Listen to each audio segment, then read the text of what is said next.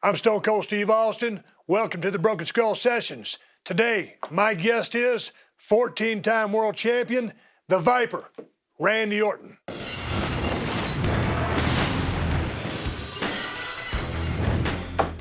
Dang, kid, how are you? I'm doing great. I'm happy to be here, and I gotta say, I don't think we've really cut it up much ever in this Why business. is that? I don't know.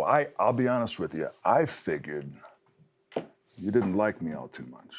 Now, I don't know why, but I think maybe, just maybe, Dude, was there you a time... weren't too fond of me, but Well, I left about 2003. When'd you come in?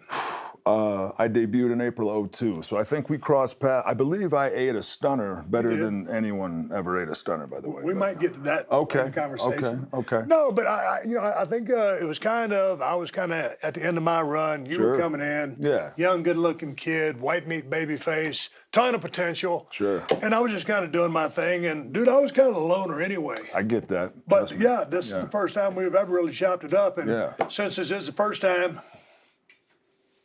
Everybody always talks about Randy when you start a conversation, an icebreaker. Because my gimmick with the glass broke, this is a glass breaker. So Got it. if you care to join me, be my pleasure. Cheers. Thanks for having me. Cheers, babe.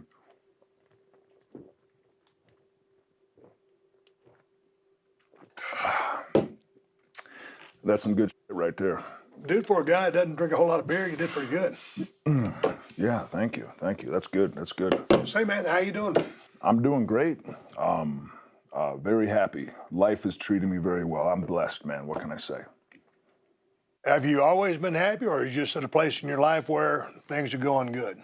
I'd say that I'm 40 now. I've been around, and I can look back at the career that I've had, and through all the ups and all the downs, like I see how fortunate I am to be in the position I'm in, how blessed I was to be where I'm at and to be in this awesome company. I just try as hard as I can to be a good man, to be a good performer, to give the fans what they want. But the most important thing to me is to make sure that my wife and my kids are good. And I feel like when they are, and when I'm firing on all cylinders, that everything else kind of falls into place. So where I'm at right now in my life is a happy place. That's good. Yeah. I was sitting there kind of getting ready to talk to you and look at the body of work. And I remembered when you came into the territory way back in the day. Yep. I've always thought highly of your work. I was a big fan of your dad growing up. And so your work has always been there. But then the promos were there. They were, a good promo. But then all of a sudden they just turned into just daggers. And I was like, holy, the guy's been in 20 years. And you're just now putting out what I think is the best Randy Orton we've ever seen. Would you agree, or am I full of shit? No, you're not full of shit. I think you're right. And I think I'm extra hard on myself. And when I look back at everything I've done in the business, you've won the Royal Rumble twice, 3 times. I'm sorry, I've won it twice. I've been in, I think I'm close to having more televised matches than any other talent ever in the WWE. I think like 20 or so away from Kane and Shawn and Jericho. And then like I've been around, but the promos, they were always mediocre. And I was concentrating on the in-ring stuff. And I did that for years. And I even remember that the reason why I give you a little bit of shit and I say you weren't too fond of me is I know you've done interviews before where you shit on my promos. And, at the time, I'm like, but you were right. And I think it was Michael Hayes not too long ago. He said, Randy, if you look at all the guys that have had a Hall of Fame career, they were all good workers, but could cut a good promo, a great promo. They were great on the mic. You're not great on the mic, but you're kind of in that mix. And that's odd to me. And he said that to me. And it's like I need to give this more thought. Did it piss you off to a degree, or were you like, hey, man, here's a guy that's been up front with you? Well, the relationship I have with Michael, we're both very upfront with each other. So it didn't piss me off per se, but it's almost like for years I didn't want to hear it. When you had said that my promos were the I didn't want to hear it. You know what I mean? I knew that I was good enough to get by and do my thing. When you talk about the downs as opposed to the ups, those downs would put me in that funk to where I was good enough to stay out all night, not treat myself the best possible way I could be treating myself, and sleep in, miss the gym, show up to work, wipe the sleep out of my eye, put on my boots, and go kill it.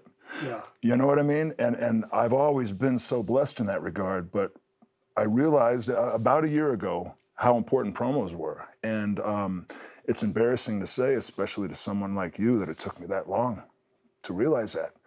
And I think the fact that they were decent, it was enough to get by. There was even a time in my career where they wouldn't have me on the stick as much, and I knew why. It was because there was a lot of other guys better on the stick, but I'd have my match, and I'd do my best to steal the show. And if I wasn't in 5 segments with, talking segments backstage, I was okay with that because I knew I was getting myself over and the guy I was working with in that match later in the night. But that story that we tell, that constant thread throughout the show, what we say on the mic is so important when it comes to that, almost more important to the matches sometimes. And I found a way, through the little bit of acting that I have done, I found a way to kind of make it to where I can feel what I'm talking about. And when it first touched close to home was when I was working about a year ago with Edge.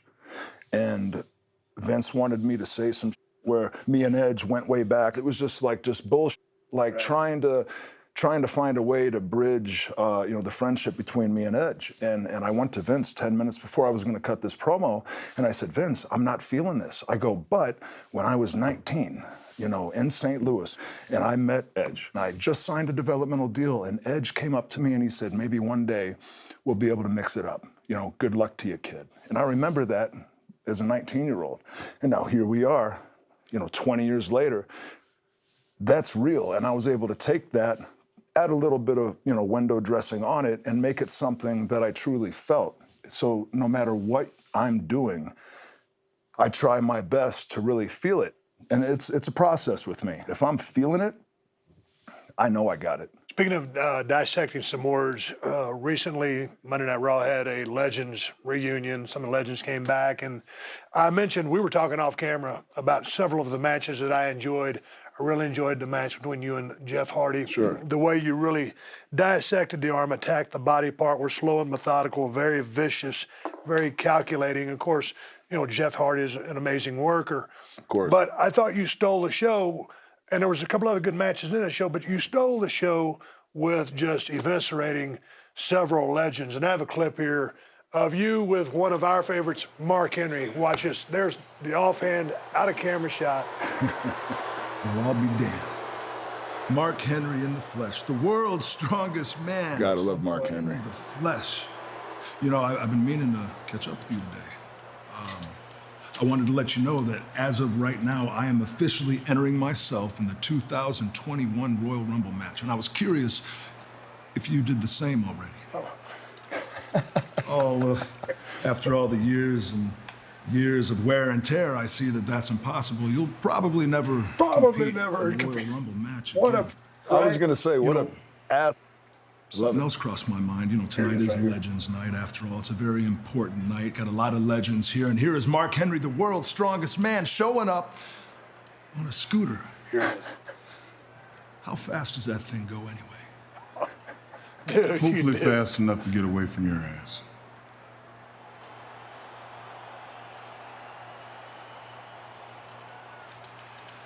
Oh, not so fast. Before you go, I was hoping maybe we could reminisce a little bit about years past, the good old days, back when you used to run with the Hall of Pain and you hit me with the world's strongest slam over and over and over. I owe you a lot of receipts. A lot of receipts, Mark. And I was thinking to myself, maybe I'd give you a pass because it's such a special occasion tonight, Legends Night and all. I would give you a pass, but only if you pedal your ass on out of here. Or do you want me to strike right now? Do you want me to hit you where you're standing? And I or do love you that wanna man pedal so your ass much. on out of here? How about go? He's giving it back, giving you a right? pass. He's Yeah. giving it Go. back. Yeah, exactly. Get out of here. Exactly. Get out of here. Walk on out of here, Mark. Pedal on out of here. Scoot on out of here. Get out of my What arena. a good sport. Awesome sport. And that's, and like you said, circle of life. Yeah. He's giving it Giving back. it back. Thank you, Mark. Thank you, Mark. See, what I feel now, when you talk, and we'll go to some more promos during the shoot, but now I feel like even I saw some videos of you and OVW. I saw one from SmackDown several years ago where you can articulate, you can say, hey, here's what's up. Yeah. But the words didn't have any bite. No, none. Now Yeah. now I feel like there's malice, there's an intent behind the words that I don't just hear someone talking anymore. Right. I feel someone talking, and when I feel something, it's like hearing that good song. It's like I'm into this, sure. and I believe in the guy that's saying that. And you're not just spitting out rhetoric; It's the delivery. it's the delivery, It's the- and you mean it. It's the delivery, and that's what I come to find is it's not in the words. I could be talking about nothing, but if I get fired up and then veins start popping and I'm into it, and I give them the eyes and maybe a little bit of a jaw clench here or there, you know what I'm Yeah. saying? I've said nothing before and had people go, "That was great," and I'm like, you know, okay. But also building in there is the cadence, the pauses. It's Yeah. and then it's just the other body language, and just you can feel that. Yeah. And you big don't, time. you can't see. It's something that's there. So, congrats on that. Thanks, man. Hey, there's no way that we're going to cover everything that you've done in Yeah. our short conversation today. But Sure. you know, growing up in the household that you did, your father was a wrestler. I was a fan of his. Yeah. Your grandfather was a wrestler. Right. So, what is it like coming third generation guy coming up? Or like, were you just destined to be a wrestler out of the gate? I don't talk about it a lot. I've done a lot of interviews where they talk about, you know, did you always want to be a wrestler? And the easy answer, Steve, is yeah, you know, I always wanted to. But I guess the truth is, and this is really the first time I've ever spoke on it in front of a camera, is that I wasn't a wrestling fan. When I was a junior, senior in high school, I definitely got into wrestling, and I loved it from a fan's point of view. Early on, like, I wasn't living and breathing the business like so many guys that I work with did. I'm so fortunate to be where I'm at because early on, it was what my dad did for work. He could be a vacuum cleaner, bag salesman. Like, it didn't matter. My dad was a wrestler. He was gone a lot. You know, there wasn't the iPhones and the social media and this and that and this and that. And my mom didn't sit me down and say, hey, we're going to watch Dad tonight. You know, like, Right. He'd be gone for a month or two, come back from Japan. I might, like, go through his bag and see the cool that he brought home, and he'd bring me home a present or something. But other than that, like, that was what my dad did for a living. And later on, I got into high school and I became this huge wrestling fan. And, you know, we used to watch the pay-per-views and then watch wrestling, and it was huge. And I remember these guys like, dude, are you going to get into this or what? Yeah, I mean, you kind of. I didn't have the confidence to follow in my father's footsteps because I didn't think there was any way on earth that I could ever do what he did. So as I got older, I didn't know what I was going to do with my life. And I decided, you know what? I don't want to go to college. Sports, yeah, I like playing them. Not into them enough to like get a scholarship or anything like that. I wrestled in high school and didn't do half bad, but you know, I was no Bobby Lashley or Kurt Angle Yeah. by any means. Holy you didn't. White meat baby face right there. You didn't. Look at that. Yeah. Wow. Wow, I haven't seen that picture in a long time. That's pretty funny. That would have been my senior year in high school. Yeah. But I didn't have it up here, Steve. I wasn't conditioned to understand the business the way that like I maybe should have in order to follow in my father's footsteps. So it wasn't a possibility to me at that time.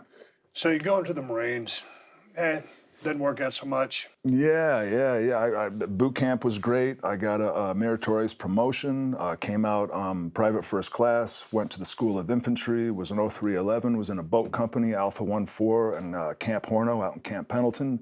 Did great there, got to the fleet, and then it was like restart boot camp. It was like the opposite of how a locker room should be, where everyone's got each other's back. And I said, you know what, this ain't for me. Right. I took the off. I went AWOL for 83 days, came back, turned myself in, thought they'd give me my release papers. They said, no, you signed a contract with Uncle Sam, son. You're grabbing your M16 A2 service rifle and you're going to the field with the rest of your platoon. And I was like, what? So I just sat on my hands and said, I ain't going anywhere. They brought me to the platoon commander, and I disobeyed a direct order to return to the field. and got a bad conduct discharge. And it took about 45 days in the brig before I went home. And now I'm living at home with my folks. My dad, of course, isn't wrestling anymore other than like doing some indie things around some sightings. And me and my old man built a little room in the basement for me to live. And I work at the gas station, working midnights down the street. About a month goes by.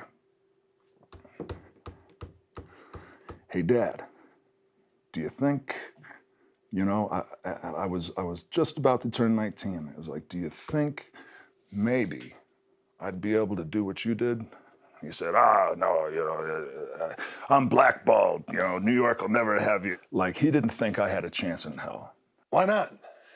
Just, I don't know. So therein I lies... thought they had tried to talk you out of it because you're going to be away from home, away from No, family. no. My dad didn't think, so my mom never pushed it on me, never mentioned it, didn't like what my dad did, you know, and you're away a lot. My father never pushed it on me either. So I had to approach him, but I had to kind of hit rock bottom, so to speak, and come to him. And but he made that call. And turns out, all those old timers that were up there in the office loved my old man, as do everyone that got to work with him back in the day. And they were like, you got a son? How big is he? Oh, 6'3", 6'4" at the time, whatever I was, 240, 250. Like, I was ready to go. They send me up to Stanford. Dr. Tom puts me in the ring, teaches me how to tie up. Is this OVW or is this out there in No, Missouri? this is in Stanford. Stanford. They flew me up to Stanford. Okay. Yeah, I met with Dr. Tom. This was October of 1999. Tom Pritchard. Tom Pritchard. Okay, we rode down the road a lot Yeah, together. no, He kind of yeah. mentored me. He's a man. Okay, agreed. He has me give him a shoulder tackle, which I've never done before. He takes the bump and immediately goes down, and I thought I killed him. He starts rolling and writhing in pain and screaming, and I'm like, I don't know what. I'm in this warehouse in Stanford. I just hurt this guy. Oh my God. Like, It's over. yeah. I go back and I'm like this, and then my dad, you know, was on the phone. They put me on the phone with my dad, and I guess while he was, you know, selling that shoulder tackle, his brother Bruce called my dad and said, hey, Bob, congratulations. We're going to sign him to a developmental deal. And then in 6 months, I'd report to OVW. But I was handed this opportunity, Steve, and I'm the first one to admit it. Tell me about going down to OVW, because you roll in there. I mean, you've got John Cena, Brock Lesnar, Dave Bautista, Shelton Benjamin, yourself. I mean, man, that's a pretty good roster. I didn't know what I was thinking. I go down there a day early, and I knock on the door. They're having practice. It's a Sunday. Batista opens the door. He's like 3:30 at the time, shaved head. The Leviathan gimmick I thought was killer, right? Yeah, and he's like, hey, and I'm like, why am I here? And the next thing you know, there's Shelton Benjamin. I think a few months later, Lesnar shows up. Then you get Cena, and it was one thing after another. But I had a little bit of heat. You had all these All-Americans, former pro athletes, people like John that lived and breathed this business. And then you had me, who was just handed the opportunity. And I remember we were doing practice one day, and Danny Davis was like, hey, let me see your drop kick. I'm like, threw my first drop kick and barely hit the kneecaps. And everyone's like, is this Cowboy Bob's son? So I knew I had my work cut out for me. Yeah. And fast forward a year and a half, me and Lesnar and two other guys that aren't doing it no more were the first four to get called up. So I came in there being the and knowing it, and that's where that fire got lit. And that next 18 months, I made sure that I was going to prove everybody that I deserved to have this opportunity. And I remember being on the road with a company paid for a rental car. Lesnar's driving. He just looks over me though, and he goes after one of the shows, Can you believe we get paid to do this? Can you imagine Lesnar saying it? Yeah. But I felt the same way. And that was that attitude then. And we were so lucky to be there. Like, keep our money. Like, this is life. I know, but everybody always says that. Say, hey, man, goddamn, we were getting paid to do this. We do it for free. But now, as a businessman, no. It's about making a living, and you got to learn the business inside the ring, but you got to learn the business outside the ring with the old man. Right. Yeah, because that's what it's all about. But Yes, sir. in the formative years, it's a bunch of guys packed in a little bitty car so you can split the gas. Yeah. How fast did you gravitate towards the business, just as far as putting the mechanics together? Because I saw some of your old stuff from OVW. No. Young Buck, but you were mechanically sound doing that. Right. For me, I almost feel like I had a light bulb going off type moment where that basic formula, once I had that down, it was like, oh, okay, just fill in the blanks, and then roll with that. And that worked for a long time, for a couple of years. Right. And then I got hooked up with Triple H and Ric Flair. That's when you got to go next level stuff. Yeah, Because the basics are the basics. Right, And then right. even when you kind of get that, let's just call it that formula. Yeah. Where you know the beats. Right. You think, oh, I got it. Right. And then you go out there and you start, as a young buck, you'll get that level of confidence. You're like, oh, I got it. Right. And then you just go out there and just the bed bigger in Dallas. You're like, I thought I had it. Mm-hmm. So Yeah. you go through those phases. Oh, 100%. So, but let's talk about that because you get called up to the main roster. We're going to talk a little bit about Undertaker, but tell me then, since we're here now, about what Triple H and what Ric Flair did for you. Little things where maybe the regular fan doesn't even notice, but you do enough of those little things, then all of a sudden your work tightens up, and now I'm believing this guy a little more. So little thing after little thing after little thing after little thing, and then that's where I kind of found my niche after I blew the shoulders out half a dozen times. It was like, okay, so I can't do all this. Let me tone it down. Oh, wow. If I slow down, if I put a guy in a hold and don't just sit there, don't call it a rest hold, it's all about the body language. You know, it's like doing this and him trying to fight and then fight. It's just little things. And those cameramen, those guys get right there and they see every little wrinkle on your face. But you were good about putting the guy deep in the crux of your elbow, no gaps, tight, Little using things the like that. leverage, Yeah, twisting right, around, right. where it is actually a hold and Yeah. you're torturing somebody. Right, now you're right, not right. just sitting there. Right. And that's presentation. Sure. And it was from bell to bell, everything like that. And there was a lot of stuff outside of the ring too, how to carry yourself and whatnot. But I learned so much from riding with Hunter, riding with Rick, and Rick's a blast. He's absolutely crazy in the best way possible. Oh, I know look exactly at what you're talking that. about. I Yeah. would say the same thing. Nobody could not love that man. In my opinion, I don't know where you're at on the spectrum because you've got your list of guys, but in my opinion, Ric Flair's the GOAT. So I think there's a bunch of guys tied for that position, but he's one of them. You know what I mean? But yeah. But as that world champion that traveled to represent the belt like you did, I thought it was up there. We've got some footage of an early match that you had with The Undertaker. Oh, Undertaker was very giving in this match.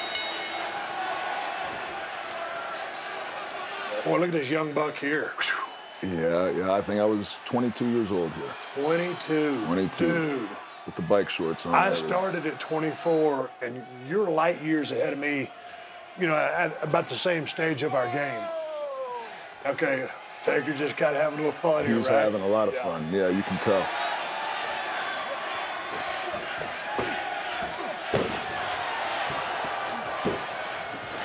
Pretty nimble there. Oh, hip toss, a couple arm drags. Here we go, arm drag. Sends him in for the ride. Big bag drop, are you kidding me? Undertaker took a hip toss and a backdrop. And a clothesline over and a top. clothesline. Yeah. And they cut it all out. And over the top rope. That's probably the only time I've ever done that. Dude, you talk about giving. Like, I don't know why he liked you so much, but he really took a liking to you.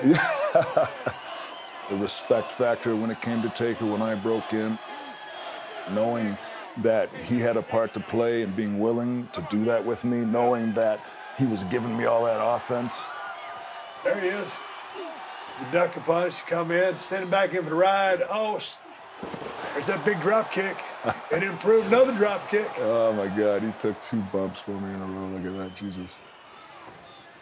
Time to slow you down, kid. Hey. Oh, DDT. He took 10 bumps for me. Watch this. Oh, he pulls you up. I love it. He had to get it back, right? Messing with you after he shined you up. Right. Reversal. There's guys that don't like being reversed. I'll show them a clip of Taker. Nice. Let me reverse him. See what they say about that, right? Kicks out. False finish right there, right? Yep. Boy, I tell you what. I haven't seen him be this friendly to most of his opponents. Okay, Snake Eyes, what's a big boot, kid? Let's see what kind of bump I Nice. Okay. Nice. Okay. All right. That's it. Yep. No, not quite. Kicked out. That's like a trip down memory lane. I haven't Yeah. seen this for so long. Okay, I think it's over now. Oof. Yeah, Felt that one. here we go. Nice respectful cover there. You know. Yeah. Okay, Oh my God. what are your thoughts about that?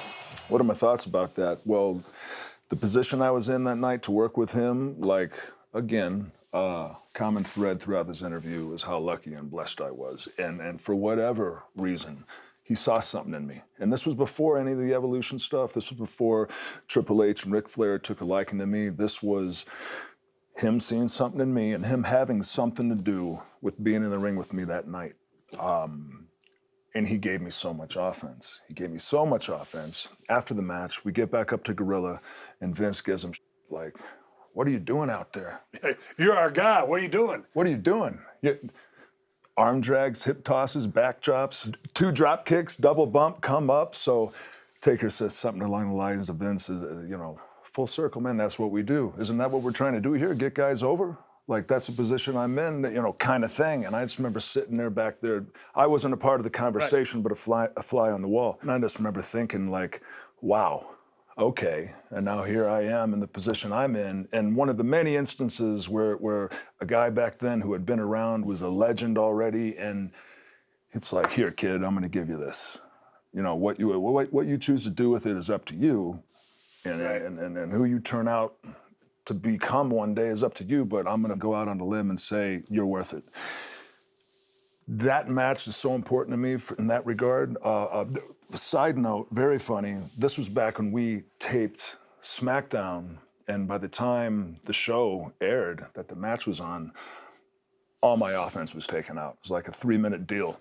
Rightfully so, but in the moment, I'll remember that forever. Yeah, Yeah. that's cool. You're in the business for about 2 years, and you get handpicked to be in a group called Evolution. Sure. So how was this broken down to you? Because way back in the day, we was in Dothan, Alabama. I'm about to get a singles run as United States champion with Harley Race as my manager. Right. All of a sudden, that gets and Brian Pillman comes up to me and says, "Hey, kid, we need to come up with a finish." I said, "What are you talking about?" He goes, "We're a tag team." I said, "Bullshit, I'm fixing to run with Harley Race." He goes, "No, we're a tag team." Right. So, and I didn't want to do that, but obviously here you are, you're about to go with some big names and form Evolution. How did this go down? What did you think? It was pretty simple. I was younger. All the new guys would get out in the ring during the day at TV. I believe I was coming back from an injury at that time, but I was on the floor working with a guy. He had me in a figure 4, and I was selling, and I was just working on my selling. And I remember Triple H coming over, and I knew he was watching, so I started turning it up a little bit. I'm doing everything I can to get him to notice. And later that day, someone came to me and he goes, "We're thinking about doing this thing with you, Triple H and Ric Flair." And later I come to find out it was Hunter that saw me that day in the ring. "Oh, that kid's got something." "Oh, Cowboy Bob's son? Okay, well, if the apple don't fall too far from the tree, maybe we got something here." And what a huge thing for me. And I understood how awesome that was for me at that point in my career, but as just a child, I had no idea of really understanding the scope of what was happening there. And looking back, I'm the first one to admit how lucky I am that those 2 men right there took a liking to me, took me under their wing. And Rick, he was like, he was like my road dad. Like, he was great. I've broken down before to him. He's talked to me about real life, like he's, we're all human beings, and everybody needs a little therapy session in a car ride from time to time. Real life, like, do we all our hearts beat, we're all the same, but we're performers, and there's not a lot of longevity in this business. And I think from that part of my career till now and for the next maybe, 10 years, longevity, that's the legacy I want to leave behind, is that I was around for X amount of years working a full-time or close to full-time schedule. When you guys are going down the road, I assume a lot of times you guys are riding together, right? Yes, yes. Man, like in my old territory in USWA, you know, Dutch Mantell was one of my main mentors. Would Flair preach to you or teach you or sit you under the learning tree?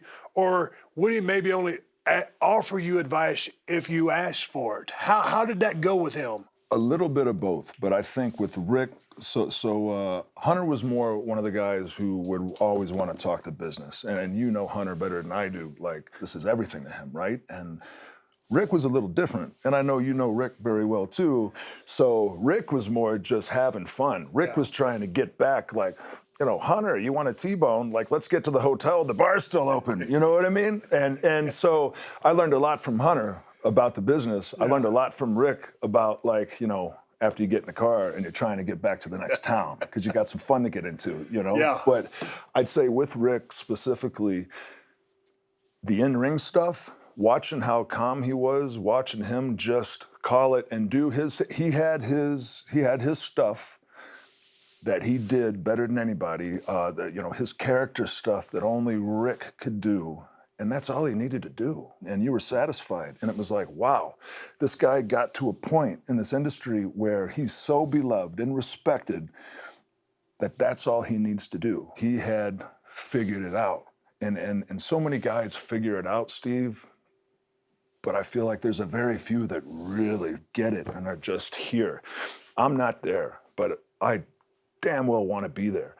And picking brains of guys, even Triple H to this day, the position he's in, and we've been fortunate enough lately to have him at Raws and to have him around, to have him produce stuff and to be able to grab his ear.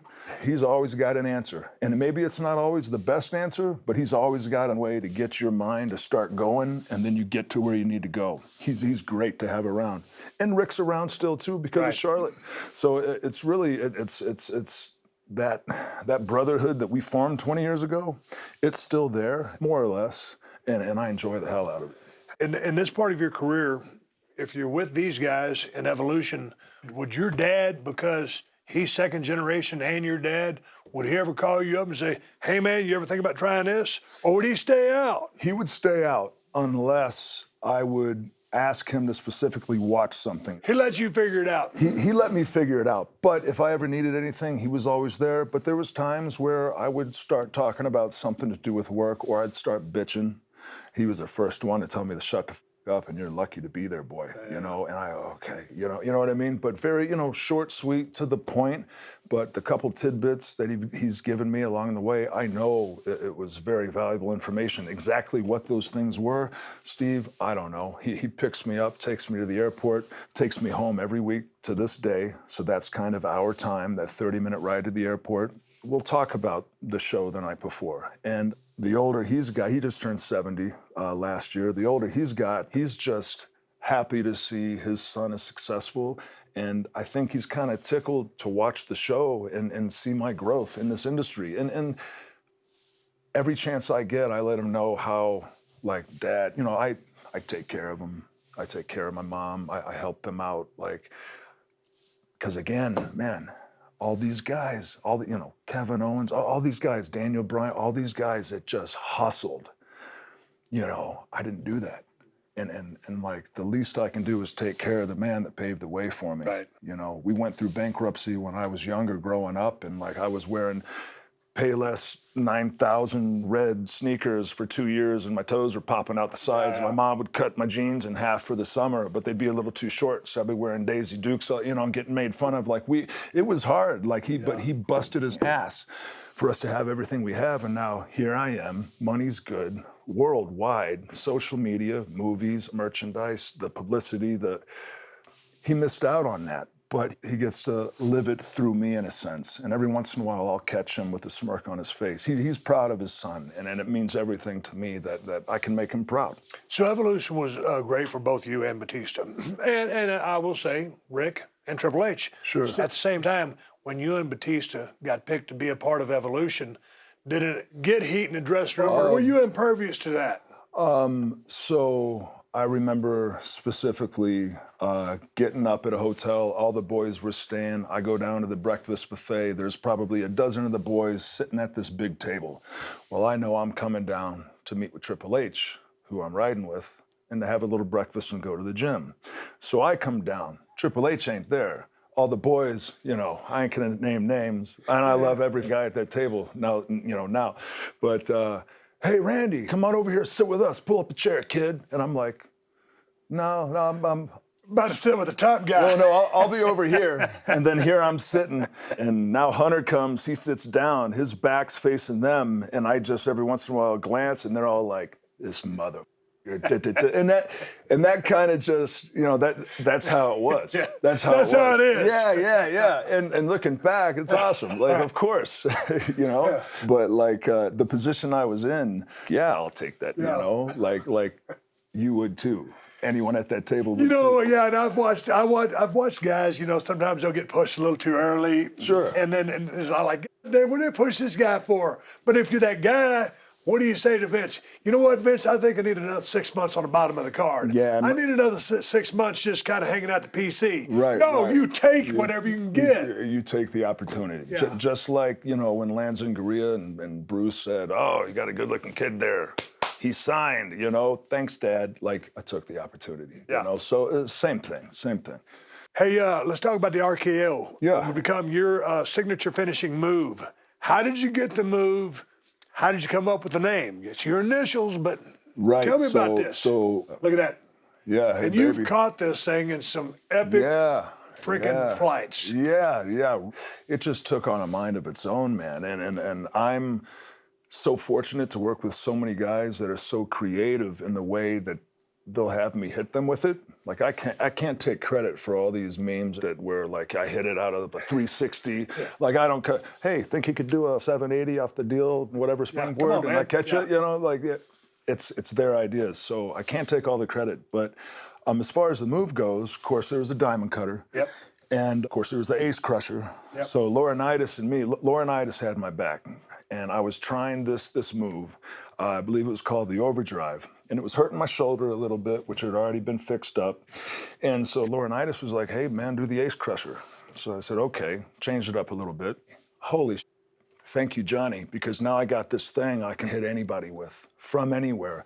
There's no setup, there's no nothing, boom, and it just happens. And as far as the RKO, the first night that I was doing it on TV, it might have been against a Hurricane, Shane Helms, but Vince is walking in the hallway. We needed a name for this thing. My Randy Keith Orton are my initials, and I came up. I'm like, TKO, RKO, this KO, KO, like RKO. Vince, what do you think? And he's just never skipped a beat, kept walking, didn't change his stride. Said, I like it, and that was it.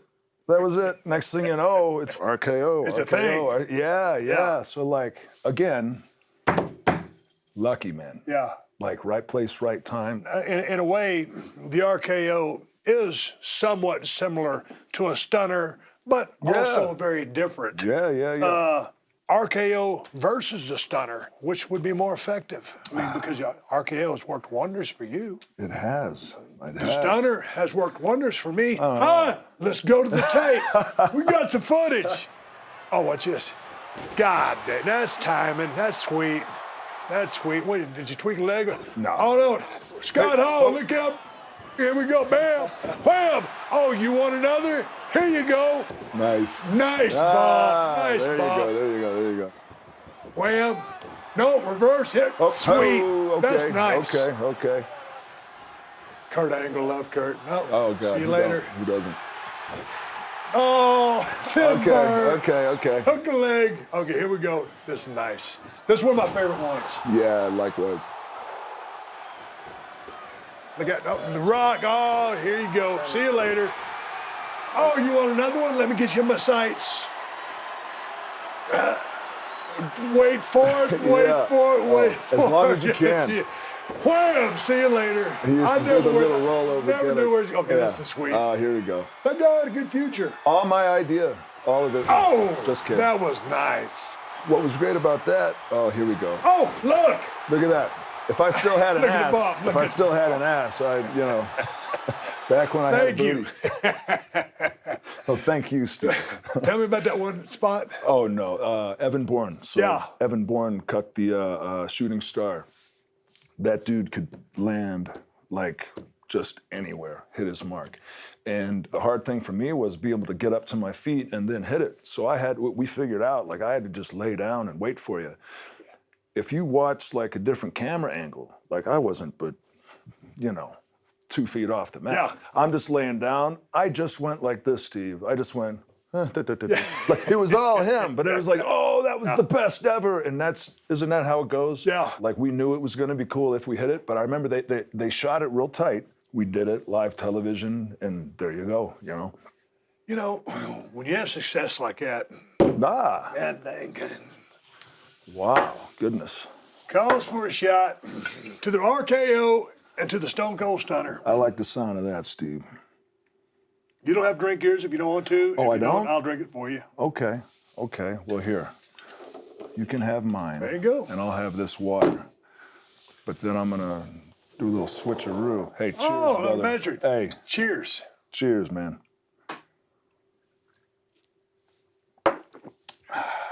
That is some good stuff. What's that say? Stop reading, start drinking. Oh, I just had to buy these cheapies. I couldn't get my Stone Cold I was glasses. gonna say I down might here. have to steal this from you. I've got some history for you. Please. This is a bottle of Jack that Undertaker and I started. So I think I've watched all the Broken Skull sessions. Loved them all. Have a few favorites. The one with Taker, I think it was the one that went the longest for obvious reasons. And when you guys broke that out, I was like, yeah. You should have seen that at the end. I was trying to nail the finish of the show, and we did about 5 back-to-back ones after the ones on camera. So there was more carnage to come. Sure. But let's focus back Yes, on you. of course. Because you were about to become the Legend Killer. You're in Evolution. Honored, by the way. That's cool to know. It is, yeah, and that's a shoot. Yeah, hell yeah. So how did the Legend Killer come about? Whose idea was that? It was a great idea. I don't remember.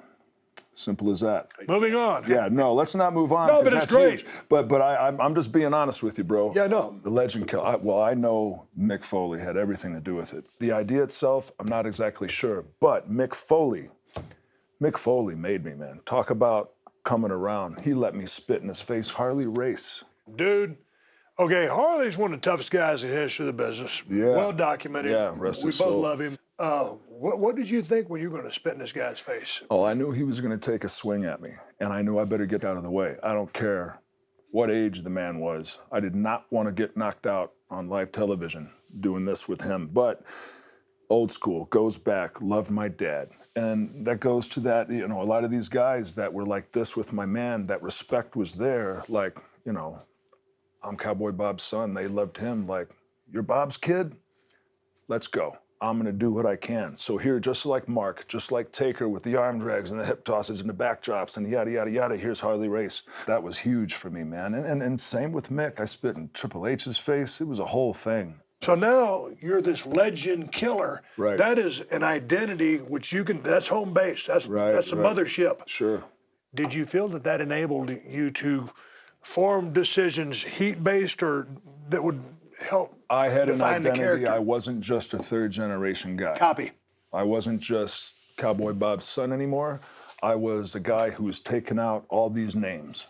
And graciously, I had a long list of names that I was taking out. Mick, I believe, was the first. Can't say enough about Mick. Well, we're gonna go in to a positive light, yeah. Because you would go on to WrestleMania 20, and Evolution would have a match with the Rock and Sock connection. Sure. But that would lead to a match, a hardcore match, Backlash 2004 with Mick Foley. Yeah. So we have footage from that match. Let's go to that footage. What's timing on these swings with this barbed wire bat? Up, lose the can, you're out of here. Get out, kid, get out. Here you go. Watch me. Great timing. Great timing. Great timing. You know, when things happen like this, good. When someone's holding back and it's not happening right, it's no good. Right. Oh, no. So, up to this point, okay, Randy, let's just face it. You're a good-looking guy, model type, really. I know you don't feel this way about yourself. Okay, stuff in the eyes. Yeah, yeah. But you're this technician, great athletic ability. But I really think this match changes the way people see you. 100%. I didn't know going in. I knew how lucky I was to be in the position I was in, Right. but I didn't understand after we did this, and it was in Edmonton, Alberta, Canada, sold out crowd, probably one of the biggest, loudest houses I've ever been in front of, and they were there the entire time. Oh, man. Dude, Yeah. That's, how yeah. was that? So, I mean, it was the Steve. Yeah. Thank you. It wasn't great. The tacks in my fingers, hands, yeah. and elbows. Those are the little ones that nerve hurt. endings. Yeah, yeah. And then I think he rolled me up right after, and then they all just went deeper. Sacco. Sacco. Know where the sock was, right? Oh, yes, sir. Yeah. Well, that's what made it all the better. Yeah. Okay, you come out RKO. Mick tried to get me to do these thumbtacks one time in a match, and I said, man, I don't think we need them. Yeah, yeah. So I escaped it. So but I needed it. You did. Yes, yes. You didn't, I did. Nice kick out. You know, I still got them tacks. Do you? I keep everything I can get my Oh, hands that's on. good. Yeah, yeah. I didn't keep enough. Yeah, my father didn't keep anything. Ooh, right there on the barbed wire bat. Look here, grapevine the leg. I always love the way Mick gives that last ditch kick. Stand down for the 3, last ditch kick. It's the fighting spirit. And no one does that anymore. And you know what? That is good because Yeah. that just shows. That, It's instincts. Yes, yes, yes, yes. You just had me. So I thought this match, the technician that you were, the matches that you were having, I thought this took you to another level. And it's like, hey, the guy, he's not just a good-looking guy that can wrestle. He's a tough mother. Yeah, and that's exactly what it was. And I felt that right away. And whether it was the airports, the arenas, the autograph signings, I could tell that there was a buzz about this match. And the fans realized that, like, okay, so he's not just, I'm out there wearing suits in Evolution, clenching the jaw, you're doing the photo shoots with the girls, and like, I'm the good-looking one, like you said, right? Whatever. I needed this. Hey, man, you're going to build off this momentum, and at the age of 24, you're going to win the World Heavyweight Championship. At the time, you're the youngest world champion. Mm-hmm. How does that feel, being 24 years of age and winning the World Championship for WWE? I'm starting to get it now as far as, like, this is the best job in the world, and I'm in this position. And for me to be in that position, like, I was on top of the world. I remember leaving the Air Canada Center, sitting in the locker room, having the title right there next to me, and sitting there so long. The boys left. I was the last one to leave, by far, of talent. And I just remember sitting there, like, it never, that's that locker room. Holy shit. Yeah. But, dude, Wow. correct me if I'm wrong. For whatever you think, sports entertainment, I call it pro wrestling, that's a shoot. Yeah, That's man. a shoot moment. Am I Yeah, right? Yeah. Talk about emotions, man. Yeah. Like I said before, we're all human beings, man. Like that, I was on top of the world. And I'll never forget that moment. I'll never forget sitting there alone. Okay, so here you are. Now you're the world champion. Were you ready to carry the World Heavyweight Championship? Not at all.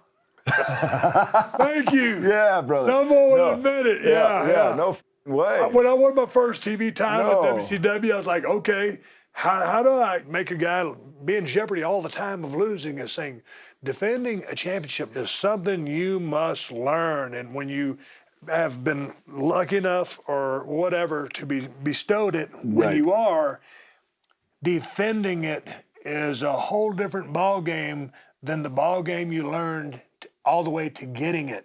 Am I right? You're 100%. I was getting that confidence. I knew enough, and I was surrounded by the right people and had the right knowledge bestowed upon me to where I was ready, but I wasn't. And I didn't know I wasn't until I realized I wasn't, but everyone else knew I wasn't. And next thing you know, 30 days later, I forget the pay-per-view, but, I lose it. Triple H. Yes, yeah. And I had a nice deal with him, and now, you know, Evolution turned on me, I think the night after this. And so we had some good story and some, yeah, exactly. Yeah. Yeah, but didn't you transition from a heel to a babyface during this time? I did, and I had no clue. But whose idea was that? It had to have been theirs. Oh, it was theirs. Yeah. At Why that would point- they do that? You're in a tough enough spot to begin with, and now go heel baby? Yeah, they put me in this role as a babyface. I'm the world champion, and now I feel like I have to change everything. Now I know, like, how to stay true to myself and how to, you know, it's not about changing when you turn, it's the little nuances, it's the facial expressions, it's your demeanor, it's how you walk to the ring, it's all those things. But I thought every mannerism I had to change, and that's where I f***ed myself. Yeah, you don't need to do a 180. And it's one thing, like go back to those OVW days. It's one thing when you show up on the scene, good-looking kid, good body, and you're pretty athletic, and you're that 101 baby face, Right. new guy. Right. There's excitement. Hey, new Yeah, guy, yeah, he's yeah, good looking, he's cool. Okay, but then Oh, it a worked couple then. years in the business, Yeah, go yeah. baby, you've got to have certain characteristics or something that people can identify and buy into that are at a deeper level. Yeah, you know, we need you to be more intense, you know, and I thought that meant, you know, blowing myself up, and then, you know, you need to do this, you need to do that. As a Need a heel, smile. yeah, oh God, don't even get me No, started. yeah, don't. I'm with you because Oh, I'm sure you'd heard Yeah. heard numerous guys bitch about the smiling thing, but Yeah, like for a long time there, it was like, I want to see those teeth smile. So I went from landing in thumbtacks to like coming out and Hey, love me, please love me. Please, I'm smiling. I got the smile going. yeah, I thought this was gonna work, but it didn't. I don't know why. And I was, oh God, yeah. But to me, I mean, I think it almost is like cliche. It's like, hey man, it ain't. It's not who and what I am. Right. Not at this time. No. I would imagine if you stick around in business longer, I mean, you're on a tremendous hill run right now. Yeah. Down the road, there'll be a time where, because of the legend of, Right. organically, Sure. you can be that. And Sure. it ain't all about a smile. No, Because no. Stone Cold, when I was a white hot baby, it wasn't about me smiling, it's about me whooping the motherfucker's ass. Yeah. So, oh, yeah. back to you. After that kind of tailed off, they kind of shifted a little bit on Batista there. Right. You would shift into a program with The Undertaker, and you would end up facing him at WrestleMania 21. That's right. Yes. So you had the early match with him. He was very giving. Yes. Obviously, the streak would continue, and he would end up defeating you at WrestleMania 21. But talk to me about your time with The Undertaker, or what you learned from him, or what it did for you. So this, Because he's old school as you can get from the generation that he's at, right. And my generation. so 2005 is when this took place. I'm pretty sure. And that was probably the beginning of my self-destruction that lasted till about the end of 2007. So he was working with me through all that period of time. And if I could have one, there's a couple do-overs in life that I wouldn't mind going back. I got a couple myself. Yeah, Yeah. working with him would definitely be one of those times. Or that WrestleMania match, of course, WrestleMania is on a Sunday. The Saturday prior, that night's the Hall of Fame. That Saturday morning, the day before WrestleMania, I had rehearsal with The Undertaker. The night before, me and a couple of young guys were up all night, and I slept through our 9 a.m. rehearsal. At that rehearsal was my father, who was involved in the match, Johnny Ace, Steamboat, The Undertaker, and Michael Chiodo. I no-showed rehearsal for WrestleMania because I was up all night. I got down there to the practice ring. They were all leaving. No words, but they just didn't even get one of these. But like that disappointment, like I don't even like talking about it, and I really haven't, to be honest, because it's such a down point. And to top it all off, that night, I inducted my father into the Hall of Fame. I think I had maybe 2 minutes on the mic before my dad came up. Didn't write nothing down, and he deserved more than that.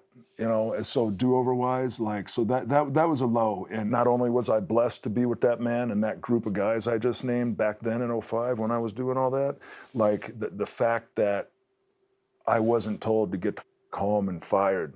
You know, like I just been surrounded by the right guys my entire career. Blessed and lucky, man. All right, so you go through that. Yeah. I guess you come out unscathed, right? Yeah. But a year later, you're going to work a triple threat at WrestleMania 22 against Kurt Angle and Rey Mysterio. Right.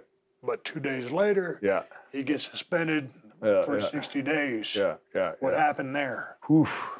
The family-friendly version. Yeah, I don't think there is one, Steve. Off the reservation? Yeah, off the reservation, dark. That 60 days happened for, reasons. And then during that 60 days, I did some other that kind of landed me a spot where I needed some help.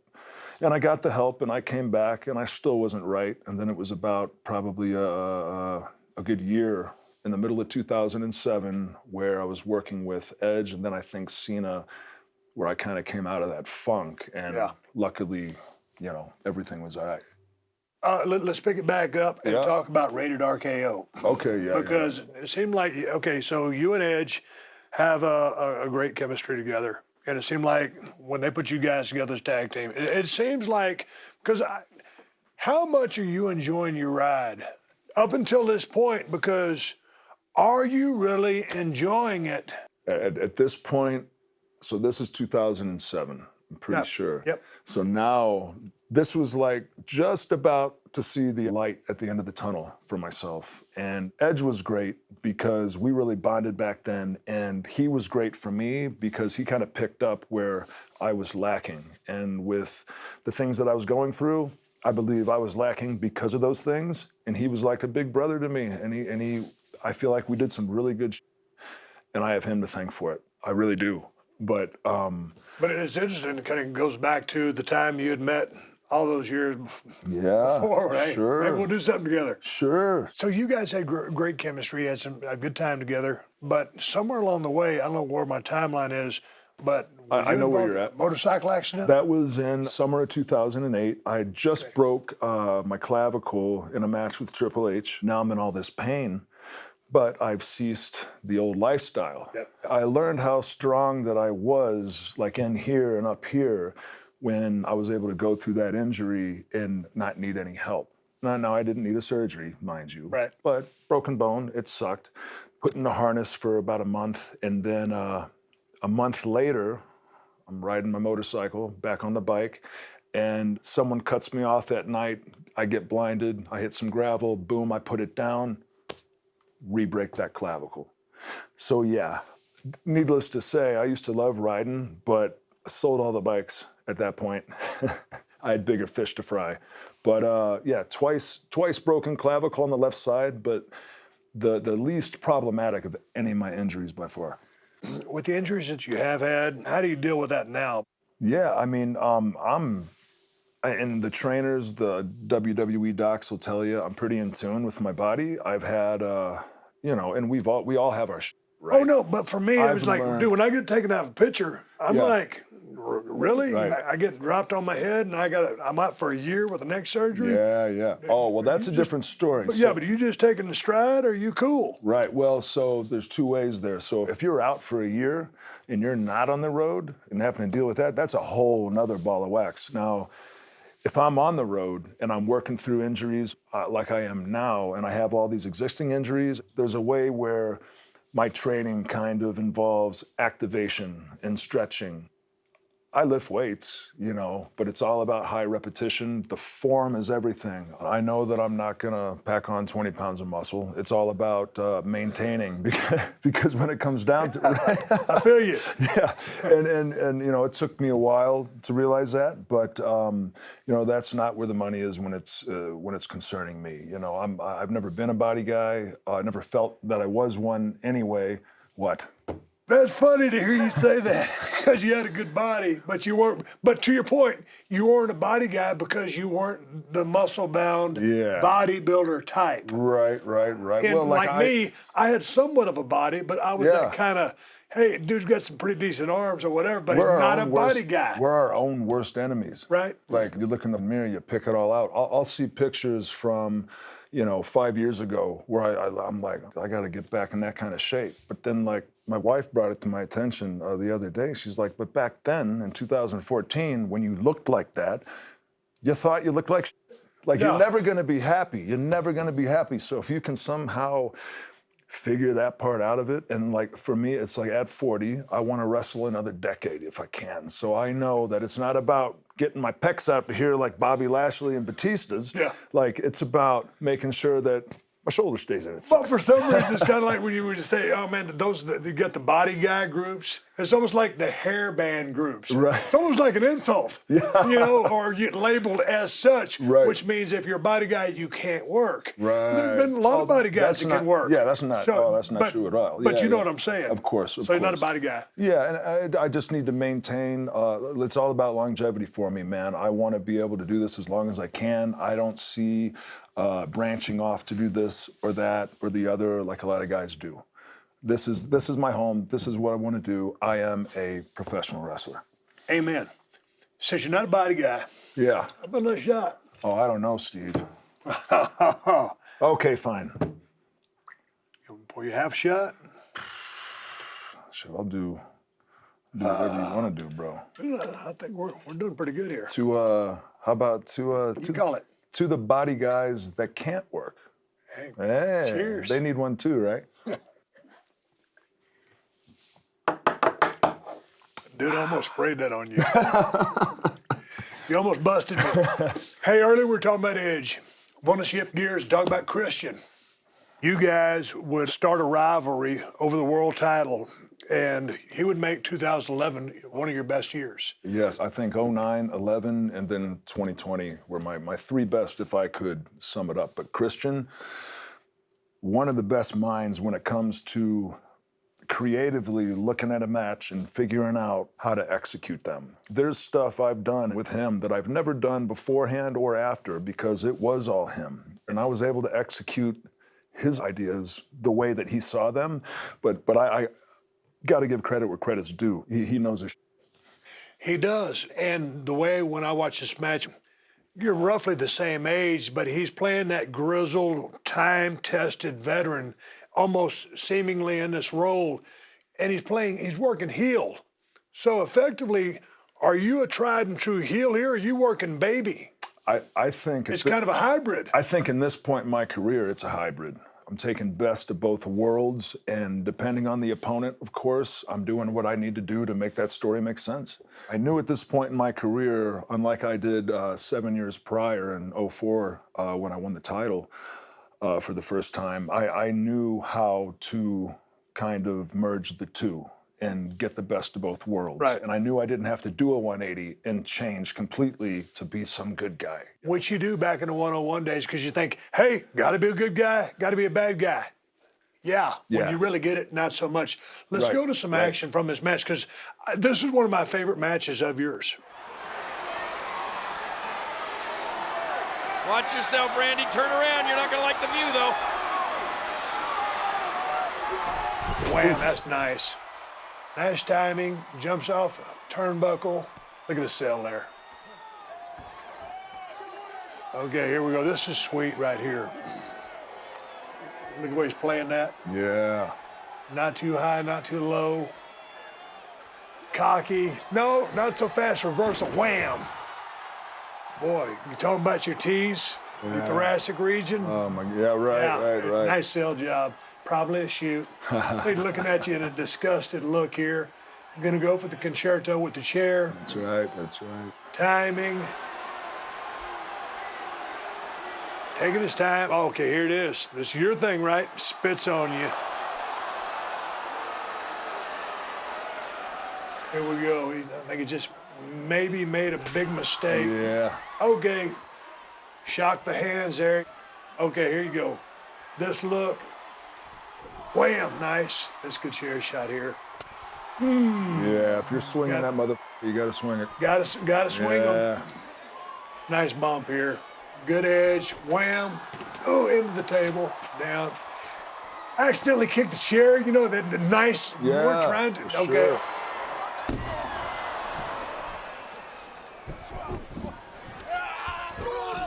Nice. Where'd you come up with that quick power slam? I mean, it's been around forever, but you just rotated it real quickly. That was always Yeah, nice. you know what? It depends on the guy that I'm giving it to, on how fast we come around. Nice here. Wham!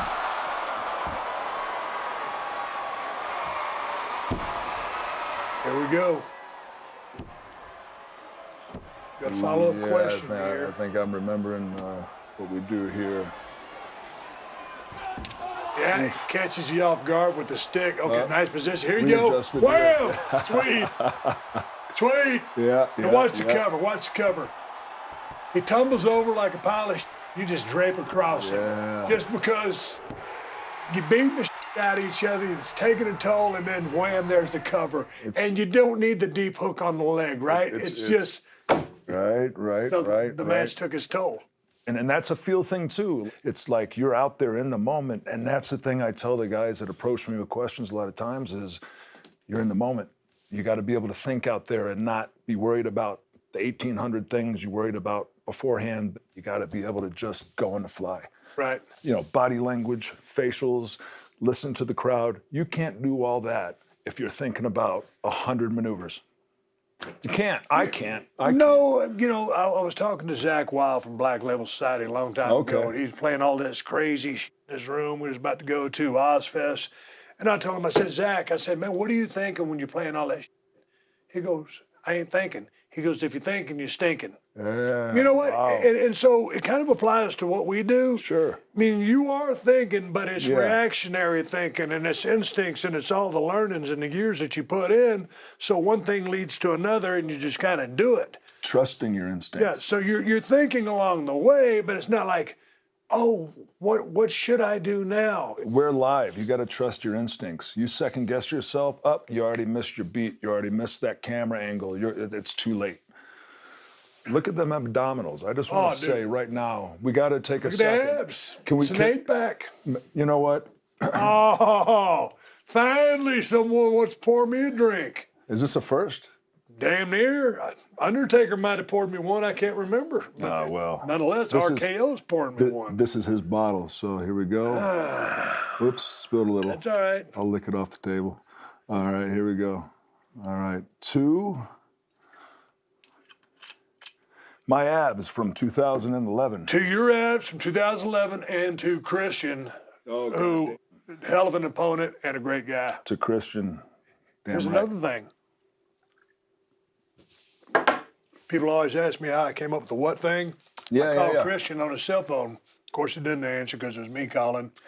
So I left him this long-winded message, and I'd say something stupid. I'd go, what? Kind of keep going, go, what? And keep going. By the time I hung up the phone, I left him like a 2-minute message. I was like, and I was working Hill at the time. I was like, I think I got something here. Yeah, That's yeah, how the yeah. what was invented. So not only was he a great opponent for you, and this is a hell of a match, one of my favorites of yours, he helped me come up with the what thing. Oh, that's awesome. I don't think that we could talk about your career if we didn't talk about one of your most formidable opponents, John Cena. Oh, of course. What about John Cena? Tell me about the chemistry from OVW days to as many times as you guys worked together. And you know what? Because you guys were the top guys, Yeah. you almost wrestled too many times, Yeah. Oh, indeed. Indeed. but they didn't have anything else. No, and I learned a lot from him. I learned so much from him because I was in my head a lot. And I worked with him early on, but it wasn't until midway through my couple decades here that we really put in a couple hundred matches with each other, live events and everything. I've never known, hustle, loyalty, respect. Like, dude, that hustle, that's a real thing. I've never known anybody to ask as many questions and just jump outside of his comfort zone and try all these things. He was the one that got me to realize that listening to the crowd was everything. Now, you're talking Ric Flair, Triple H, Shawn Michaels, Undertaker, all these guys, they taught me so much. But I get out there with John, there's a certain level of we're good. Just listen. He was so over too. Oh, If he's you're working- super over. So that's Yeah, the deal, right. right? Like, Yeah. if, that Yeah. that helps. He charged me in the corner, go down. John's down for the next 18 hours. I'm stomping his brains out, and the entire arena is just Cena. Yeah. Like Could blow the roof off. magic, and there was that magic you guys had in that Attitude Era that I didn't get to be a part of. There's some magic that we had during our era. Those crowds, man, and the ease at which it was to work with him, and the ability that he had to kind of get me to go, oh, okay, so we're in charge. Yeah. Thank you. We were able to go out there and just have fun. I learned a lot from John, one of the smartest men that I've ever been in the ring with, man. I want to play some footage from TLC in 2013. It's a title unification match. This is a ladder match? Yes, but I want to ask you about a point in the match. Play the footage for me, please. All right, there's John. He's about to get it. No, but see, you had handcuffed him to the turnbuckle. Okay. And so now you're about to pull him down. There's a struggle. Yep. Shakespearean theater. Here we go. Come on, war. man. God dang, get him down. Come on, Randy. Get him down off there. He's about to grab both the belts and unify them. Ooh. Yeah. Okay, he goes down. Okay, no, watch this. Watch. Welcome to your date with immortality. Randy Orton is living the moment. It's a decision. Looking down. About to unlatch.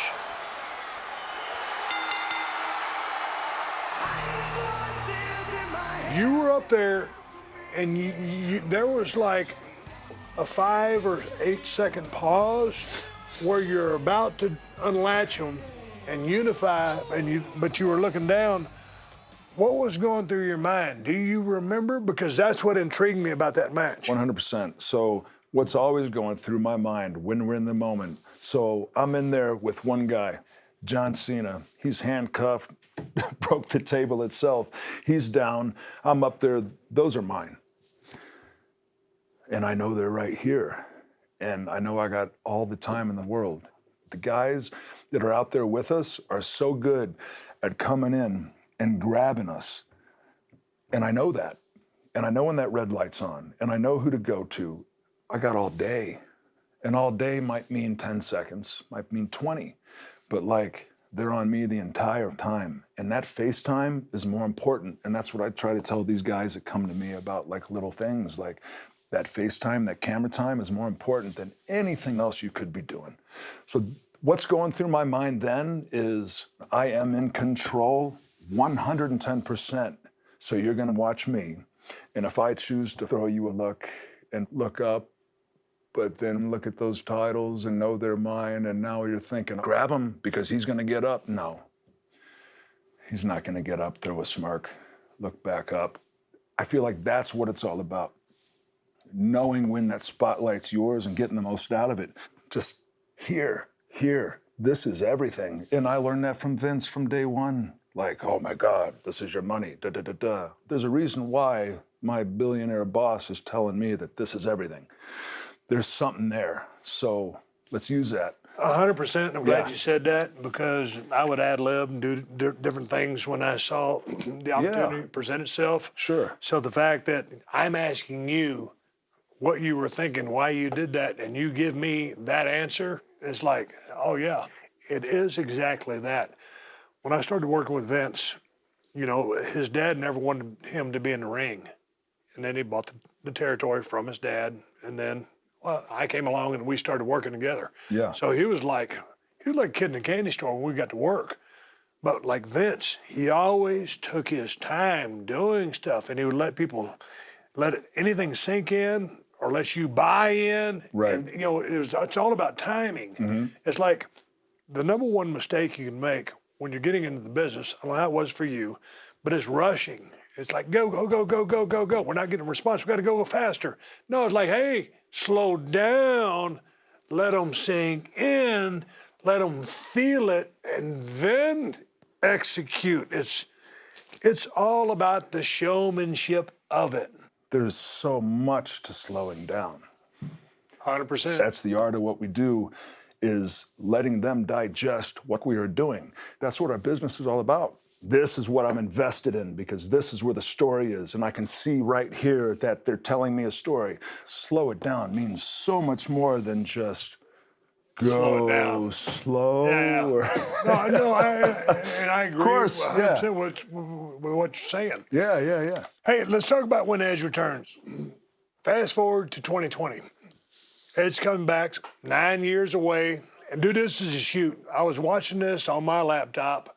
When he comes out and you live and die by the crowd, he's his pants right now because he is so stoked that they have received him in the way that they have.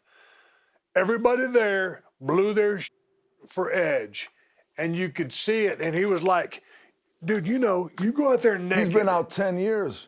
Yes. And it was probably one of the biggest moments of 2020, him coming out. He almost started crying, I thought. Yeah. So it was so wonderful.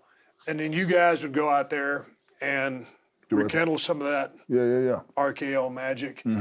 Well, he would end up tossing you over top rope. DTA, brother, don't toss anybody. So I noticed around this time that your promos really kind of started jumping off the charts. And I want to play you some footage from one of the promos that you cut leading into a match at WrestleMania 36. All right. At the Royal Rumble, the crowd, the reception for Edge when his music hit, man, it had been 9 long years, Beth. I get goosebumps thinking about it.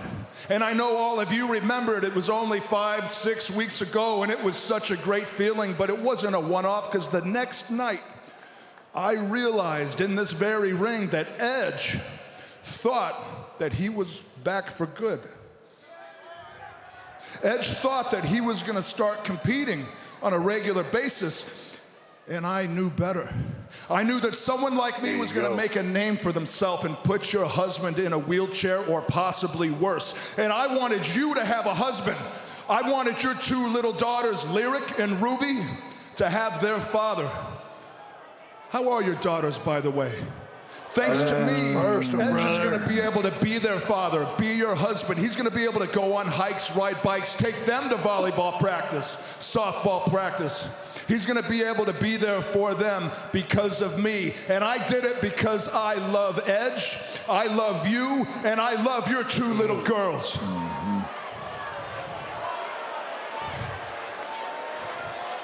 Wow. I went out there, man. Tell me about that. So That was great. So And that's a clip. before I went out, I went up to Vince and Gorilla, got down on a knee. His headset was on. He popped off the ear. He had about a minute that he could give me, and I just gave him back when I was 19, and I met Edge. And the way that I knew this story, he cut me off and he said, do that. So for the first time, really, he was saying, go out on my show and speak from the heart and do what you think is right. And that was that night. We were in Brooklyn, packed house. I went out there. Now, I just smashed her husband's head between 2 chairs.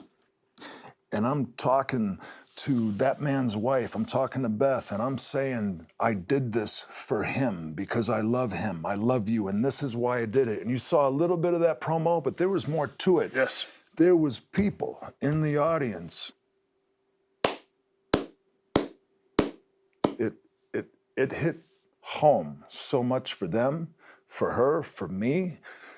I knew that I had to put more heart into what I am saying on the microphone. And I had this personal thing with Edge, and I could relate as a father of 5 with 2 daughters and 3 sons, but with 2 daughters. He has 2 daughters and his wife, who I've known. There's history there. And I was able to go out there and get into everybody's heads, get into her head, get her to react, which was damn near close to a shoot reaction. She was great. Yes, she was.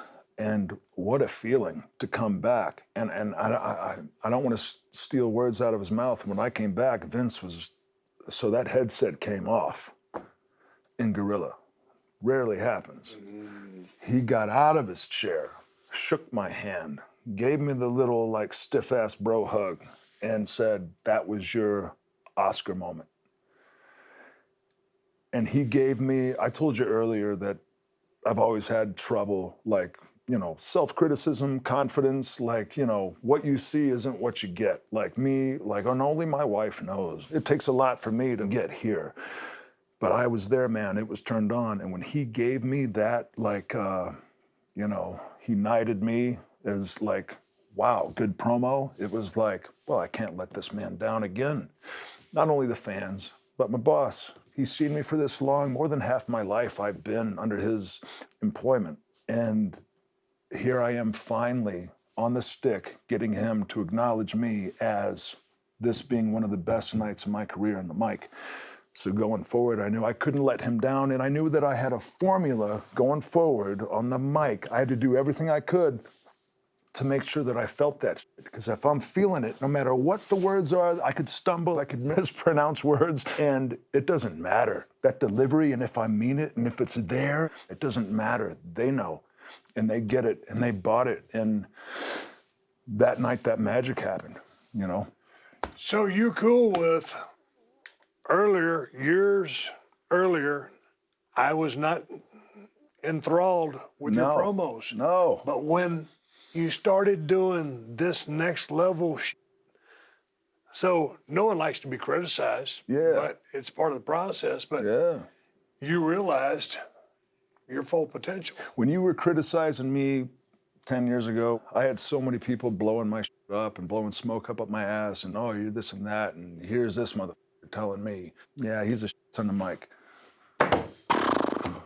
Damn, I'm glad you did, because I needed that. And I wish it didn't take so long to get to where I realized that I should have listened. But I came around, and here I am, and now I know that the stuff on the mic is as important or more important, really, depending on what you're doing, more important than the in-ring Yeah, and that being said, it's all important because it's all a part of a circle, and you have to complete the circle. So when you get into a 20 by 20, going down there in OVW, all in that 16-footer, but when you get into, to me, when you get into a 20 by 20, that's the proven ground. As far as, hey man, this is my turf, you're gonna come in it, here's how we do it. Right. And so that's where you prove yourself in the ring. But you gotta sell that. And so you've got to relate to those people. So to anybody watching this and people at the PC, the work is the work, and you got to learn how to work, but you got to learn how to reach people. And you learn how to reach people in a very high degree. So congrats on the work. Let's move on, because the pandemic hits. The match you had planned now becomes a last man standing match with no fans. I went down to the PC, I cut a promo. I remember that. Dude, I'm a live crowd guy. I don't hear very well, but I feel a crowd. So, virgin territory. Sure. I've worked in front of no people before because nobody bought no tickets. Six people in the Chevrolet parking lot. Of course. But here we go. So you guys go out there, you're in a last man standing match, no fans, the pandemic, you guys, it's a solid match. You told a story, but how was that experience for you? Because, dude, we live and die by the crowd. So here's where we got lucky. If you watched those matches for WrestleMania and leading up to it at the PC, no crowd noise, nothing piped in, silence. This ain't WrestleMania. Like there was this, it just wasn't. For so many reasons, it wasn't WrestleMania.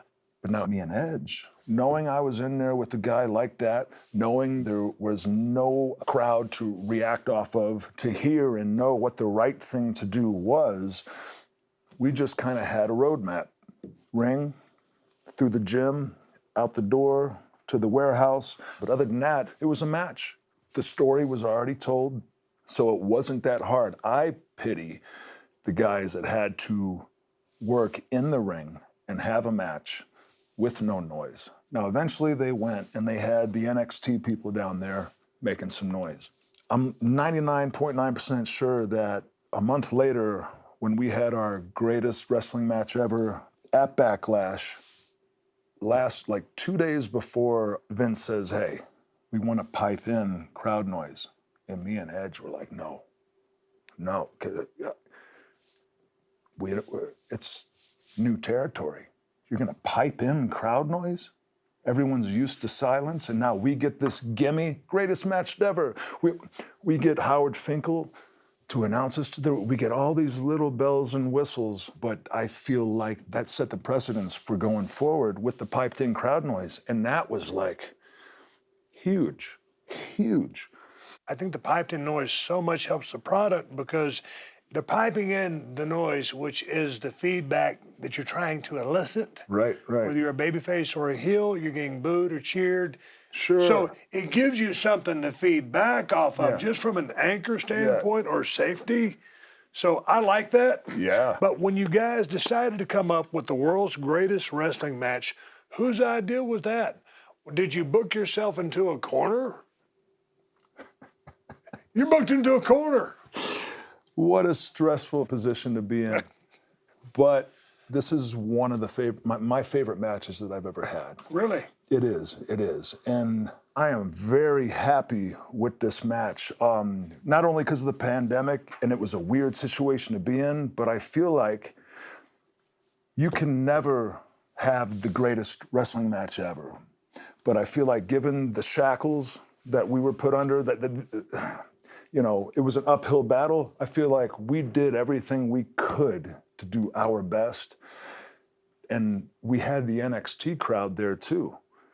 And to be able to feel that, here's these guys, 5, 10, 15, whatever years younger than me, looking at me like, yeah, whatever, like they're watching like, yeah, this is how it's done. Like there was a sense of pride in that too. So not only were we out there wrestling and working with no crowd, with the piped in noise, with all the little bells and whistles, but we had that NXT, it was like class. It was like, let's show them how it's supposed to be done. And we took our time and we got everything out of it and we got all those camera angles. And it's one of my favorite matches. And again, man, like I do what I do well, whatever. That dude right there, he's one of those ones tied for top GOAT status. Yeah. But with you guys being on the level that you're at, when you don't have that crowd noise, it's like, hey, man, I want to put on a clinic, show these guys what it's all about, but also to everybody else that's watching, this is what we do, and we're about to show you how it's done without a crowd. Now, that's not said. Right, It's right. a presentation of them, right? It's a match. Oh, God, of course. So the crowd noise helps because you're always looking for a response. But when you're not getting a response or if it's piped in, it's still the fact that you're working. Right. And it's all about the work. It almost. Am I right? So I'll tell you, yeah, you're right. And at the same time, these pay-per-view matches that we have, like I've kind of gotten into the position where I can take 5 or 10 minutes or not, and Vince trusts me that I know best for what's going on in the ring because I'm there in that particular moment. So that helps that there's not this countdown clock, that we're not on TV going to dead air. You know what I mean? Yeah. Like, so all that comes into play. All that comes into play. I want to talk about your relationship and your matches with Drew McIntyre. Okay. What are your thoughts on Drew? Originally, had no interest being in there with him. We got closer and closer and closer and closer. And he grew on me. And we had like 3 or 4 pay-per-view matches. And I slowly learned more about this guy. I did watch y'all sit down when it came out. And like, man, I felt that. And I've gotten to know him to the point where I know he's got a good heart. And I know he loves this business. And I know that this business has given everything that I have, has given it to me. And he feels the same way. And here we are. Let's do what we can to elevate each other and to make what we love as great as we can. And for me to be a threat to you, yeah, that helps me. But now you have a hole to dig up out of and come up and overcome. And I've been around. 12, 13, 14-time champion. Like now you got me on my heels. Like it's the best of both worlds. And we eventually got there, but it took a couple months to get there, but he's good in my book. It's interesting to know because of where he came from. When he came here and Vince said, hey, you're my guy. Chosen one. He was the guy. Yep. Well, then not so much. Then he goes back to England. To his credit, didn't take no time off, made that a thing, and worked his way back. Moving that out of the way, you guys developed this chemistry. Yes. Okay, you're the consummate worker. He's a damn good worker. Yes. But with the understanding that you have, I like the promos, love the matches. You drew me in, and I turned it. I like to believe. Here's one of the promos along the way with you and Drew McIntyre. Now you say that I should have been fired years ago. You're right. I should have been fired. Over and over and over again. I should have been fired multiple times, but I wasn't fired. You were fired. You want to know why? Because I am more valuable to this company than you ever were or ever will be. I have been given chance after chance, second chances, third chances, 4, 5, 6, the list goes on. I have been given those chances, Drew, because I am the chosen one. Then, now, and forever. Nice play on that. Yeah. But you know what? First of all, you're really sticking up his ass there. Sure. But also what it's saying is, like, you go to some high-profile NFL players. Sometimes you bring a little baggage with you. But, hey, if you got upside, you're going to get more chances. Sure. You went through the things that you went through, as I did. Yeah. But if you Sure. got upside and you can deliver, you get those opportunities. Am I reading that wrong in that promo? No, not at all. You hit it dead on. I'm saying it and believing it because I know that it is real. And that I feel like that helps the whole story and helps us get to where we need to get. Man, to me, reality is reality. The truth is the truth. And when people can believe what they're saying and they buy into it, and hey, this really is personal. Yeah. But I dug it, dude. So as a fan, I'm invested. And so the rivalry eventually leads to an important match in your career, a Hell in a Cell match. How many of these have you been in? So the Hell in a Cell with Drew was the 8th time that I stepped in that structure. For him, that was the very first. So right there, we've got a story. And so here we are. Looks like Drew's entrance. He's looking at the cell, but here I am. Who's this guy in the back? Hey now. There we go. He knew I was coming. He we're could on. smell it. Did y'all match up well? He's a bigger dude than I thought he was. Talk about a body guy that can work. Yeah, Yeah. 100%. Yeah. But I don't feel like he's trying to be a body guy. You know what I mean? Less and less and less and less. Once he got that body, I think he realized that that's not a crutch that he needed. It was the work, his promos. Oh my God, you talk about my promos getting better in the last year. Yeah. This dude's been killing it. And he's a student of the game. I wouldn't doubt that he's been taking acting lessons on the side. That bump right there. Nice. When did you first come up with that fist pump on the mat? Stay with the action. We'll go that in a minute. Oh, reverse. Okay, here we go. Backslide, false C. Good. There we go. Sabida. Nope. Yep. Hup. Hey. Oh, that looked like it hurt. Oh, of course not. Little snug. Yeah. Well, that's Drew. Nice. Wham!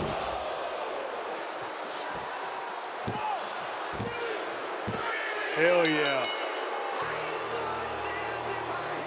Nice stiff leg there. You hit the RKO, kind of went stiff on you. Yeah, it's a nice Number 14 there for me. That was. Proud of the 14? How do you Yeah. feel about the 14? How do I feel about the 14? To me, that's everything. At this point, I've had like that first title run we talked about when I was 24 years old. That lasted a month. I've had some short ones, some short title reigns. I've had a couple, 3, 4, 5, 6 month title reigns. So when I see a guy like AJ or some other guys that have had the title for a year or 2 years, I want that. But that number, 14, that means a lot to me because you look at the men in history that have had the title multiple times. That specific title, Ric Flair, John Cena, are tied, I believe, at 16. Yeah, And then you're tied with Triple H. I am at 14. So there's a story there somewhere, man. Who knows? The stars align and Ric Flair's the special guest referee against John Cena and I to see who takes number 17. There's a lot that could happen there, and it's only with that small group of men. And number 14, that was huge. Whether you're in the business, not in the business, a fan or not a fan, you know that means something. So to be one of the few men in the world that have gotten to that point, to have that amount, like, say what you will about what we do, it's real to me, damn it, when it comes to that. Amen. No, I'm 100%. Okay. So it still means the same to you as it did back then. Yeah, if not more, because I'm wiser with my years. Nobody's more blessed than I am when it comes to this business. Okay, like I said at the top of the show, you're on top of your game. I mean, you've always been great in the ring on the mechanical standpoint. Right. And then the psychological standpoint, taking people on a ride. Are you enjoying it? There was a period in my career where I was going through the motions. You could probably look back and you might, if you were watching back then, you would have seen it. Someone like you would have seen it. But I have this newfound respect. And there's a lot of different reasons why I have that newfound respect for this business.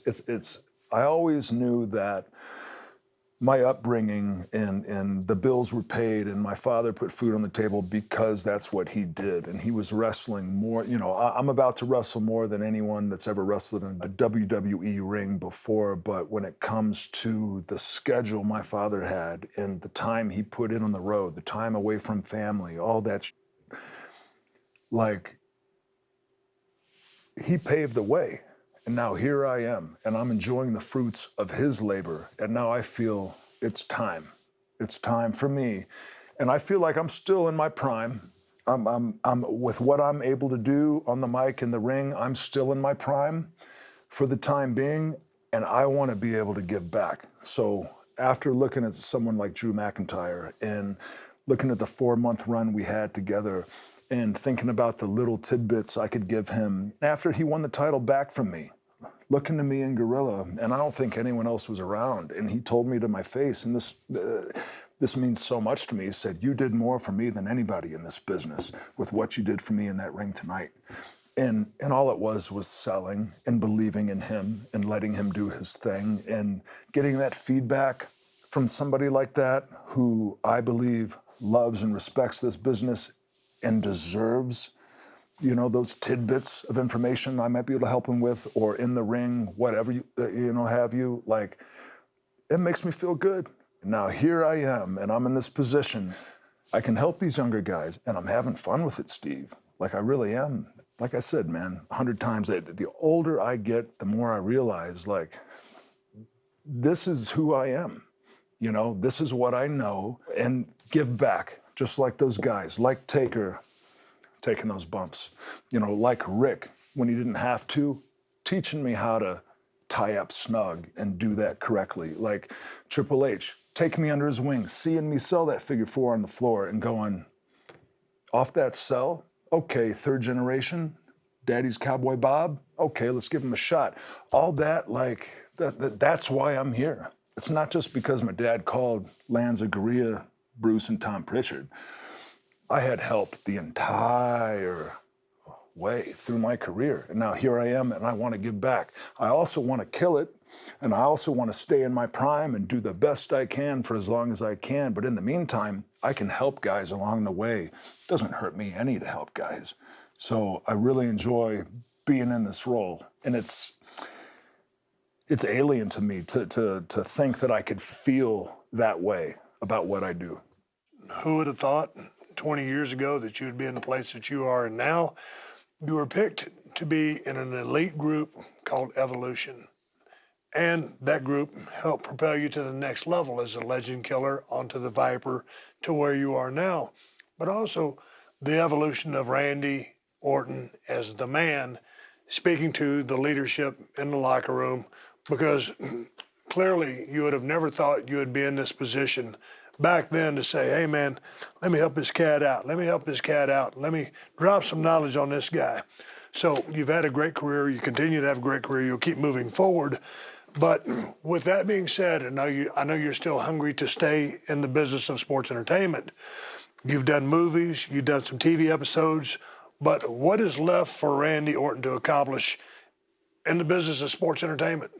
I'm very happy with the business side of it. I'm very happy with everything when it comes to what this company, what this business has given me from very young till now. I'm blessed and lucky for the, all day, right? But I just couldn't see myself ever not being involved in WWE. I couldn't see myself ever not being a talent in WWE. One day, maybe a producer, probably not. But I got a love for this. I got a love for this feeling. Well, you know what? And I want fans back. I want fans back in the crowd. I can't, that's huge. This has been hard. It's the satisfaction of doing something that you love and the fact that you can still do it at a very high level. So why should you not continue to do what you do? So that in I think the satisfaction going forward lies in the fact that I can give back and I can do things like take hip tosses and arm drags from a 22-year-old and I can give them something. And then Vince can come to me and say, what are you doing? And me go, isn't that what it's all about? And then here we are, full circle. I'm right back where I was 21 years ago in reverse. I'm in the opposite position and I'm able to give back. And I think that's a beautiful story. Like, I feel like I've lived a very privileged life. I'm in a position now where, I've accomplished everything here. Really everything. My satisfaction, I think, lies in my ability to do a good job in the ring still, be in my prime, and be able to contribute to the younger guys to where when I'm done in ring, when I'm done and I'm not a in-ring talent anymore, there's these guys that can say, talking to you one day, right here at this same table, Randy pulled me aside, and that was a light bulb came on. That would mean the world to me. Looking back at your career, any major changes? You are who you are. I am who I was. I am. I did things I did. Would you do anything different? I mean, I was a little bit of a savage in my day, and I don't know if people know that, but I was what I was. But I demanded the best that I could get. Would you do anything different? Or what would you pass along to the generation that's watching this, that's trying to get a jump and get in the groove and turn themselves into something? Would you have any words of advice before we go home? As far as me doing anything different, no matter how many mistakes I've made, the ups and the downs, I don't know if I'd be here if I did anything different. So I'm gonna say to that question, no. I wouldn't have done not one thing different. As far as advice to younger guys, it'd be to find that confidence, find that way to look in the mirror and believe in yourself and see your eyes and deliver that promo or think of that spot or come up with it. Whatever you're doing for your character to make this show what it can be, to trust your instincts. At the end of the day, you know yourself better than anybody else, and to trust your instincts. Trust your instincts. My instincts are to grab his bottle of Jack for one final round. This is to go home. Randy Orton, myself, hang on, this is the bottle that I started with The Undertaker. We're taking it home. Taker, if you're watching, I'm gonna get you to sign this bottle for me. I was gonna say, I feel like I'm about to get a little emotional right now. Shot of Jack. Let's take it home. Cheers, Randy, to a hell of a career. Enjoyed the discussion. I am Stone Cold Steve Austin, Randy Orton, the Legend Killer, and the Viper. Broken Skull Sessions right here on the WWE Network. Cheers. Cheers. That's the bottom line. Damn right.